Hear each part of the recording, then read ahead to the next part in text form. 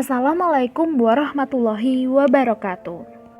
Yang terhormat Bapak Imam Masrur selaku dosen pengampu mata kuliah Metodologi Studi Islam. Teman-teman tadris matematika kelas C yang kami sayangi dan para penikmat video ini.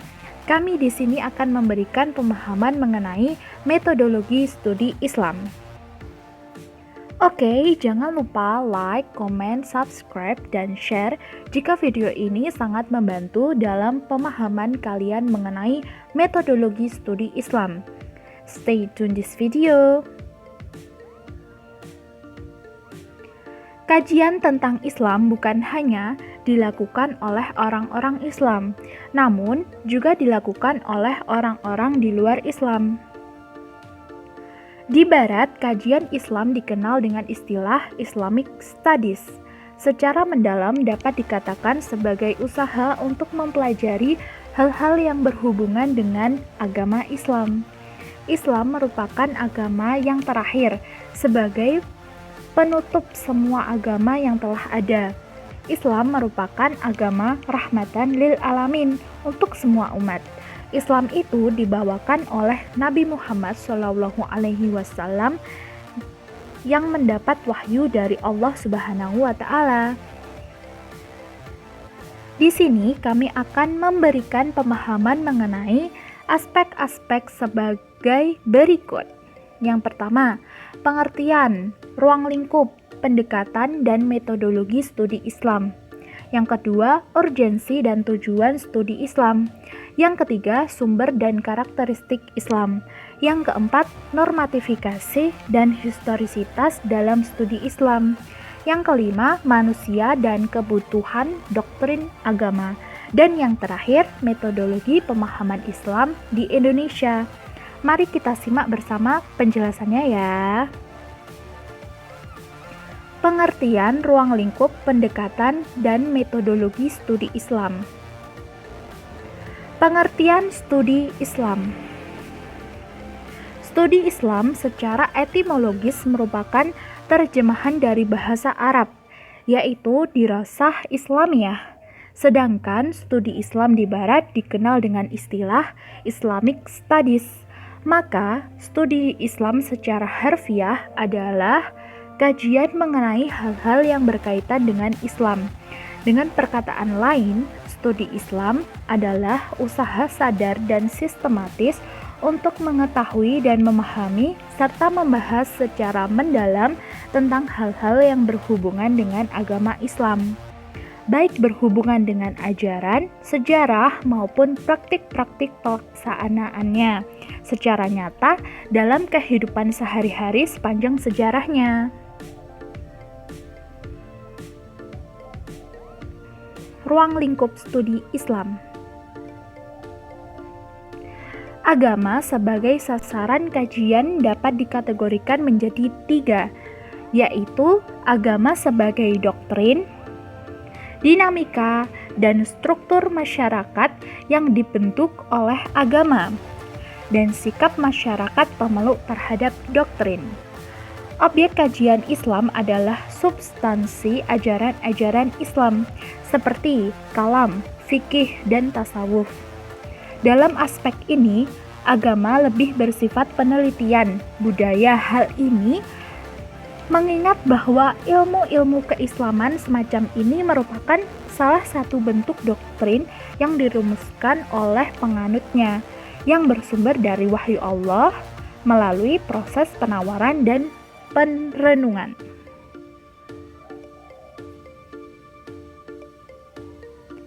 Pendekatan dan metodologi studi Islam. Pendekatan studi Islam. Untuk melakukan studi Islam, ada beberapa istilah yang perlu dipahami dengan baik. Pemahaman terhadap istilah-istilah ini akan memudahkan untuk memasuki bidang studi Islam. Istilah-istilah tersebut adalah pendekatan, metode, dan metodologi. Pendekatan adalah cara memperlakukan sesuatu, sementara metode merupakan cara mengerjakan sesuatu. Secara etimologis, kata metodologi diderivasi dari kata metode yang berarti cara dan logos yang berarti teori atau ilmu. Jadi, kata metodologi mempunyai arti suatu ilmu atau teori yang membicarakan cara. Pendekatan tersebut dapat dikemukakan sebagai berikut. Yang pertama, pendekatan teologis, yaitu suatu pendekatan yang normatif dan subjektif terhadap agama. Pada umumnya, pendekatan ini dilakukan dari dan oleh penganut suatu agama dalam usahanya menyelidiki agama lain. Yang kedua, pendekatan antropologis. Pendekatan antropologis dalam memahami agama dapat diartikan sebagai salah satu upaya memahami agama dengan cara melihat wujud praktik keagamaan yang tumbuh dan berkembang dalam masyarakat. Yang ketiga, pendekatan sosiologis. Sosiologi adalah ilmu yang mempelajari hidup bersama dalam masyarakat dan menyelidiki ikatan-ikatan antar manusia. Sosiologi mencoba mengerti sifat dan maksud hidup bersama, cara terbentuk dan tumbuh serta berubahnya perserikatan-perserikatan hidup itu secara kepercayaannya, keyakinan, dan memberi sifat tersendiri kepada cara hidup bersama dalam tiap persekutuan hidup manusia. Yang keempat, pendekatan filosofis. Pendekatan filosofis adalah melihat suatu permasalahan dari sudut tinjauan filsafat dan berusaha untuk menjawab dan memecahkan permasalahan itu dengan menggunakan metode analisis spekulatif. Yang kelima, pendekatan historis. Historis adalah suatu ilmu yang di dalamnya dibahas berbagai peristiwa dengan memperhatikan unsur tempat, waktu objek, latar belakang, dan pelaku peristiwa tersebut. Maksud pendekatan historis adalah meninjau suatu permasalahan dari sudut peninjauan sejarah dan menjawab permasalahan serta menganalisisnya dengan menggunakan metode analisis sejarah. Yang keenam, pendekatan kebudayaan. Budaya tampil sebagai pranata yang secara terus-menerus dipelihara oleh para pembentuknya dan generasi selanjutnya yang diwarisi kebudayaan tersebut. Kebudayaan selanjutnya dapat pula digunakan untuk memahami apa yang terdapat pada dataran empirisnya atau agama yang tampil dalam bentuk formal yang menggejala di masyarakat. Agama yang tampil dengan bentuk demikian berkaitan dengan kebudayaan yang berkembang di masyarakat tempat agama itu berkembang. Yang ketujuh, pendekatan psikologis. Pendekatan psikologis merupakan usaha untuk memperoleh sisi ilmiah dari aspek-aspek batin pengalaman keagamaan. Yang kedelapan, pendekatan doktriner.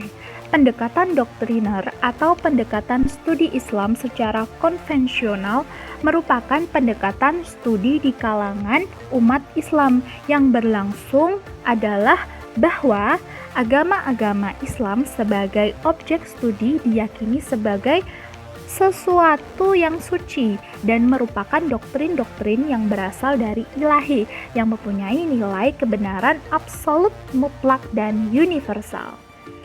Pendekatan normatif. Pendekatan normatif adalah studi Islam yang memandang masalah dari sudut legal, formal, atau normatifnya. Yang terakhir, pendekatan interdisipliner.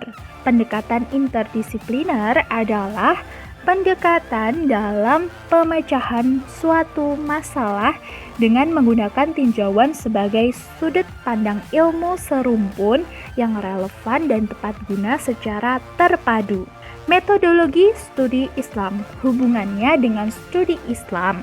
Metodologi berarti membahas kajian-kajian seputar berbagai macam metode yang bisa digunakan dalam studi Islam. Adapun metode studi Islam secara lebih rinci dapat dijabarkan sebagai berikut. Yang pertama, metode diakronis.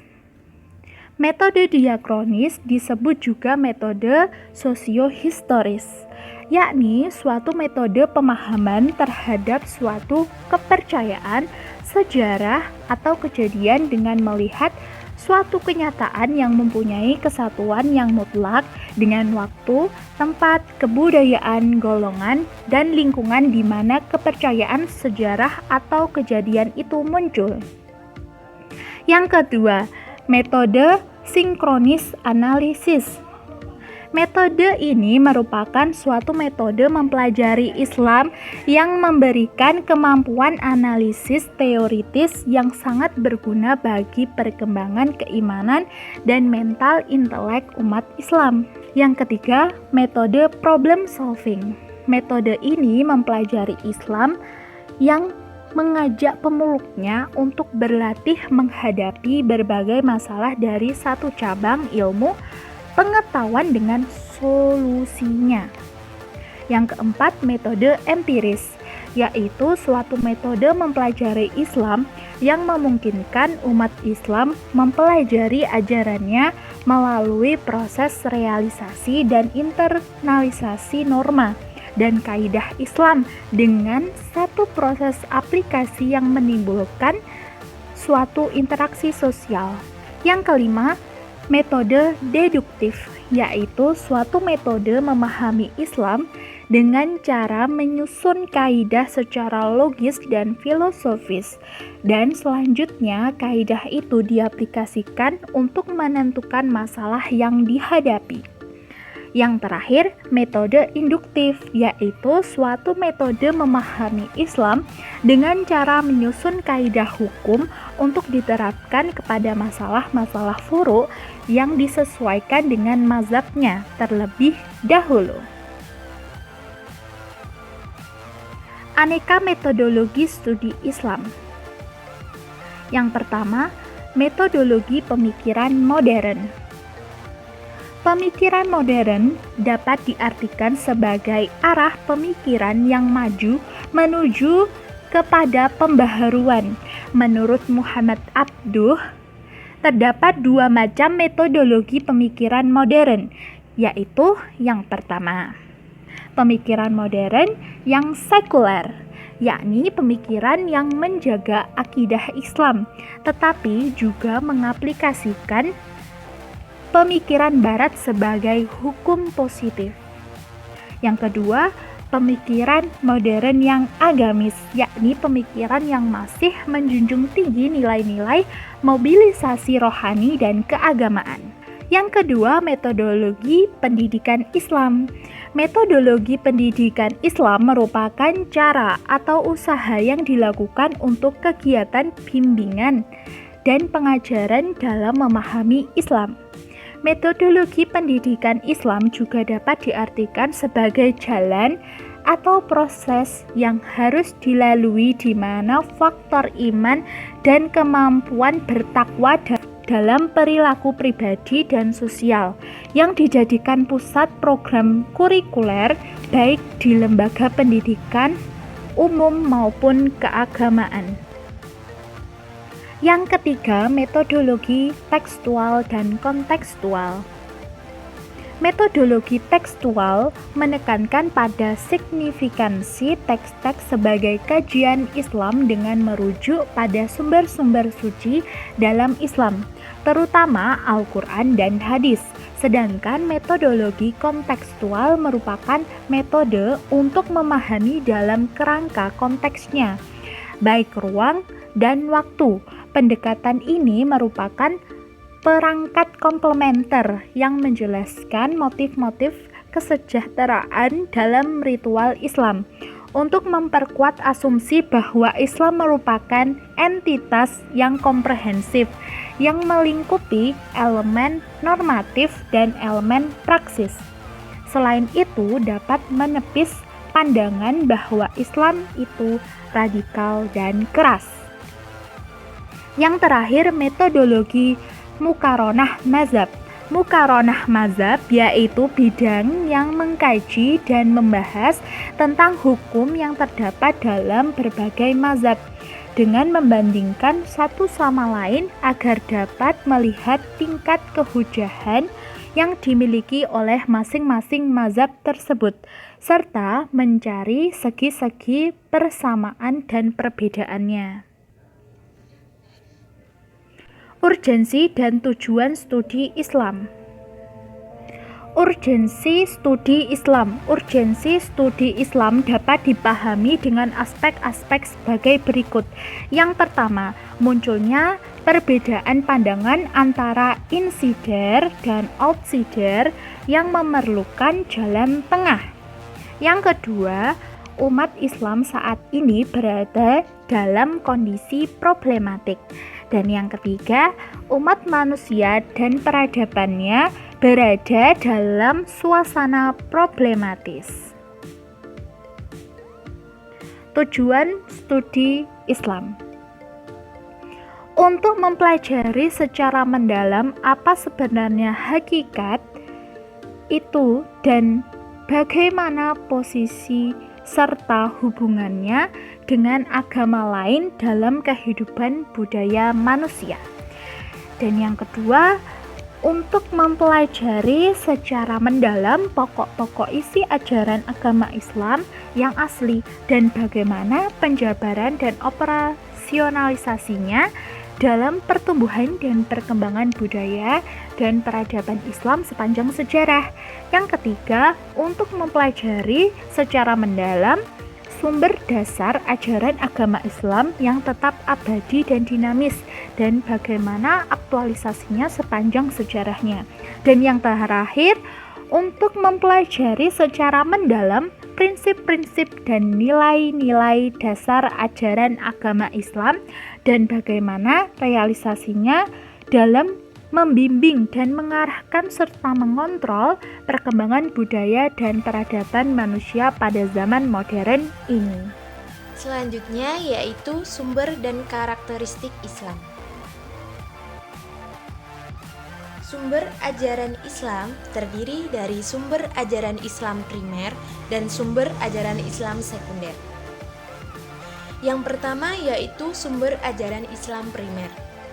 Sumber ajaran Islam primer terdiri dari Al-Quran dan Al-Hadis. Al-Quran adalah firman Allah yang diturunkan kepada hati Rasulullah melalui Jibril dengan menggunakan bahasa Arab dan maknanya yang benar untuk memberikan petunjuk kepada umat manusia. Selanjutnya yaitu Al-Hadis. Al-Hadis berkedudukan sebagai sumber ajaran Islam yang kedua setelah Al-Quran. Selain didasarkan pada keterangan-keterangan ayat-ayat Al-Quran, hadis juga didasarkan kepada pendapat kesepakatan para sahabat. Yang kedua yaitu sumber ajaran Islam sekunder, terdiri dari ijtihad. Secara bahasa, ijtihad berasal dari kata jahada. Kata ini beserta seluruh variansinya menunjukkan pekerjaan yang dilakukan lebih dari biasa, sulit dilaksanakan, atau yang tidak disenangi. Secara harfiah ro'i berarti pendapat dan pertimbangan. Selanjutnya yaitu karakteristik Islam. Karakteristik Islam terdiri dari beberapa bidang. Yang pertama yaitu bidang agama. Islam dengan tegas mengakui hak agama lain kecuali yang berdasarkan paganisme dan syirik. Yang kedua yaitu bidang ibadah. Ibadah dapat diartikan sebagai upaya mendekatkan diri kepada Allah dengan mentaati segala perintahnya, menjauhi segala yang dilarangnya, dan mengamalkan segala yang diizinkannya. Yang ketiga yaitu bidang ilmu dan kebudayaan. Dalam bidang ilmu, kebudayaan, dan teknologi, Islam mengajarkan kepada pemeluknya untuk bersikap terbuka dan tidak tertutup. Terbuka untuk menerima berbagai masukan dari luar, tetapi juga harus selektif. Maksudnya adalah tidak begitu saja menerima seluruh jenis ilmu dan teknologi, melainkan ilmu dan teknologi yang sesuai tidak menyimpang dari ajaran Islam. Yang keempat yaitu bidang pendidikan. Karakteristik Islam dalam bidang pendidikan yaitu Islam memandang pendidikan sebagai hak bagi setiap orang atau education for all, laki-laki atau perempuan, dan berlangsung sepanjang hayat. Yang kelima yaitu bidang sosial. Ciri khas yang diajarkan Islam yaitu ajaran yang bertujuan untuk mensejahterakan manusia. Yang keenam yaitu bidang kehidupan ekonomi. Bidang ekonomi Islam mengajarkannya untuk kesejahteraan manusia, karena Islam memandang bahwa manusia itu harus hidup seimbang dan tidak terpisahkan antara urusan dunia dan akhirat. Selanjutnya yaitu normatifikasi dan historisitas dalam studi Islam. Yang pertama yaitu normativitas. Normativitas adalah suatu ajaran yang telah lewat berbagai suatu pendekatan dari sumber-sumber hukum tentang persoalan ketuhanan. Islam normatif adalah pengumpulan sumber-sumber hukum yang terdapat dalam Al-Quran dan hadis, yang kebenarannya bersifat mutlak, yang murni dari firman Tuhan tanpa ada campur tangan manusia. Sebagai contoh yaitu turunnya ayat Al-Quran merupakan aspek normatif Islam yang kedudukannya adalah absolut, sehingga kebenaran yang ada di dalam Al-Quran merupakan kebenaran yang pasti. Yang kedua yaitu historisitas. Historisitas adalah peristiwa yang benar-benar terjadi di masa lampau. Islam historisitas merupakan Islam sebagaimana yang dipahami dan dipraktekkan oleh umat Islam yang kemudian melahirkan peradaban Islam. Sebagai contoh yaitu keterlibatan suatu peristiwa yang menyebabkan sebuah ayat Al-Quran itu turun. Manusia dan kebutuhan doktrin agama. Pada umumnya, kata agama diartikan tidak kacau, yang secara analitis diuraikan dengan cara memisahkan kata demi kata, yaitu A berarti tidak dan gamma berarti kacau. Maksudnya, orang yang memeluk agama dan mengamalkan ajaran-ajarannya dengan sungguh-sungguh, hidupnya tidak akan mengalami kekacauan. Kebutuhan manusia terhadap agama. Ada 4 faktor yang menyebabkan manusia memerlukan agama, yaitu 1. Faktor kondisi manusia. Kondisi manusia terdiri dari beberapa unsur, yaitu unsur jasmani dan unsur rohani. Untuk menumbuhkan dan mengembangkan kedua unsur tersebut harus mendapat perhatian khusus yang seimbang. 2. Faktor status manusia. Status manusia adalah sebagai makhluk ciptaan Allah yang paling sempurna. Jika dibanding dengan makhluk lain, Allah menciptakan manusia lengkap dengan berbagai kesempurnaan, yaitu kesempurnaan akal dan pikiran, kemuliaan, dan berbagai kelebihan lainnya. 3. Faktor struktur dasar kepribadian. Doktrin kepercayaan agama. Istimewanya doktrin agama ialah wawasannya lebih luas. Ada hal-hal yang kadang tidak terjangkau oleh rasio dikemukakan oleh agama. Akan tetapi, pada hakikatnya tidak ada ajaran agama yang bertentangan dengan akal. Oleh karena itu, agama sendiri diturunkan hanya pada orang-orang yang berakal. Doktrin kepercayaan agama Islam. Dengan doktrin iman kepada Allah, kalimat la ilaha illallah, sering disebut kalimat thayyibah, adalah suatu pernyataan pengakuan terhadap keberadaan Allah yang Maha Esa. Tiada Tuhan selain Allah. Ia merupakan bagian lafaz dari syahadatain yang harus diucapkan ketika akan masuk Islam, yang merupakan refleksi dari tauhid Allah yang menjadi inti ajaran Islam. Metodologi pemahaman Islam. Menurut etimologi, metode berasal dari bahasa Yunani, yaitu meta artinya sepanjang, hodos artinya jalan. Jadi, metode adalah suatu ilmu tentang cara atau langkah-langkah yang ditempuh dalam suatu disiplin tertentu untuk mencapai tujuan tertentu. Metode berarti ilmu cara menyampaikan sesuatu kepada orang lain. Metode juga disebut pengajaran atau penelitian. Menurut terminologi, metode adalah ajaran yang memberi uraian, penjelasan, dan penentuan nilai. Metode juga biasa digunakan dalam penyelidikan keilmuan. Metode memahami Islam. Memahami berasal dari kata paham yang artinya mengerti, memaklumi, dan mengetahui sesuatu hal yang sedang diamati, didengarkan, dikerjakan, ataupun sesuatu hal yang sedang terjadi. Metode dalam memahami Islam harus dilihat dari berbagai dimensi. Satu dimensi misalnya mengandung aspek-aspek linguistik dan sastra Al-Quran. Ada juga dimensi yang terdiri atas tema-tema filosofis dan keimanan Al-Quran yang menjadi bahan pemikiran bagi para filosof serta para teolog. Untuk memahami Islam secara benar, terdapat 4 cara yang tepat menurut Nasruddin Razak, yaitu 1.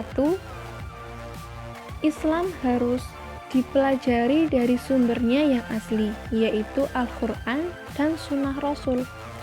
2. Islam harus dipelajari secara integral atau secara keseluruhan. 3. Islam perlu dipelajari dari kepustakaan yang ditulis oleh para ulama besar, kaum zu'ama, dan sarjana Islam. 4. Islam hendaknya dipelajari dari ketentuan normatif teologis dalam Al-Quran, kemudian dihubungkan dengan kenyataan historis, empiris, dan sosiologis. Baik, itulah penjelasan tentang beberapa aspek yang ada di dalam metodologi studi Islam. Semoga dengan adanya video ini dapat membantu mengenai pemahaman metodologi studi Islam ya. Terima kasih atas perhatian kalian yang telah meluangkan waktu untuk mempelajari video ini. Kami akhiri, wassalamualaikum warahmatullahi wabarakatuh.